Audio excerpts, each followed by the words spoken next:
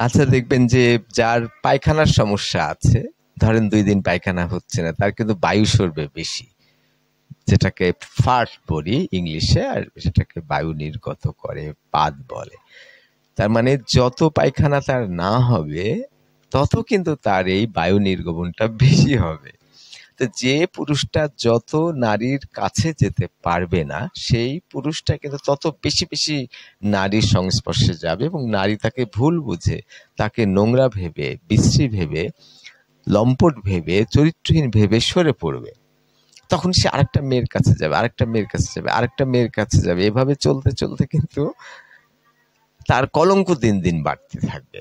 একটা গল্প আমি খুব বলতে চাচ্ছি, সেটা হল পত্রিকায় এসেছিল যে একটা পুরুষ বিয়ে করেছে, বউ চলে গেছে, তাকে মারতো, আবার আর একটা বিয়ে করেছে, তাকে মারতো, সে চলে গেছে। এবার ৩য় নাম্বার বিয়ে করার সময় কি হয়েছে, যে মানবাধিকার লঙ্ঘনের সাথে যারা কাজ করে, মানবতা বিরোধী যেটা বিষয় আছে, তারা কি করেছে, ওই কেস করেছে যে কি ব্যাপার, এ তো বউকে মারে, ডিভোর্স দেয়, এটা সেটা নানান কিছু। কিন্তু ব্যাপারটা এরকম হতে পারে যে আমি যেটা ধরে নিয়েছি, যে আমি দর্শন চর্চা করি, না দেখা জিনিসকে দেখার চেষ্টা করি, সেই বিবেচনায় আমি যেটা বুঝতে পেরেছি যে একটা পুরুষ কোনো প্রেমের সাথে জড়িত ছিল না, কোনো যৌন কেলেঙ্কারির সাথে জড়িত ছিল না, একটা বিয়ে হয়েছে, সেই বিয়ের পরিপ্রেক্ষিতে তার একটু বয়স হয়ে গেছে, যে কারণে সে একটু নার্ভাস আছে, আর নারীরা তো হেল্প করে না।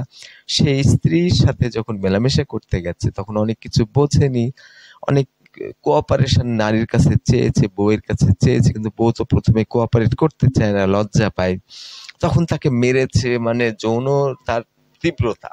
আবার মেয়েটা কোঅপারেট করছে না, আবার তার হয়তো পেনিট্রেটিভ একটা প্রবলেম আছে, সে অ্যাকশনে যেতে পারছে না। এরকম একটা সময়ে যেহেতু মারছে, তার মধ্যে অস্থিরতা কাজ করছে, তখন বউ কিন্তু তার বাবার বাড়ি চলে যাচ্ছে, পরে কেস ফাইল করছে বা ডিভোর্স হয়ে যাচ্ছে। এইভাবে 2টা হয়ে গেছে। তার মানে 2য় বার কিন্তু আরো তার মধ্যে অ্যাবনর্মালিটি চলে আসবে, নার্ভাসনেস চলে আসবে, যে একটা বউ তো আমার কাছ থেকে এরকম ভাবে চলে গেল, এখন এই মেয়েটা হেল্প করছে না কেন, হেল্প করছে না কেন, কোঅপারেট করছে না কেন, সে আবার মারছে, আবার মারছে, তারপরে মেয়েটা চলে গেছে। তখন এই মানবাধিকার যে কর্মী আছে, যারা নিশ্চিত করে সমাজে যাতে ন্যায় প্রতিষ্ঠা হয়, মানুষকে অন্যায় যাতে না করা হয়, নারীদেরকে চিট না করা হয়, তারা কি করেছে, কেস ফাইল করেছে, কেসে লড়েছে। তখন তার মানে ওই পুরুষটা কিন্তু জেল খাটছে, সারা জীবন হয়তো জেল খেটেই সে চলবে,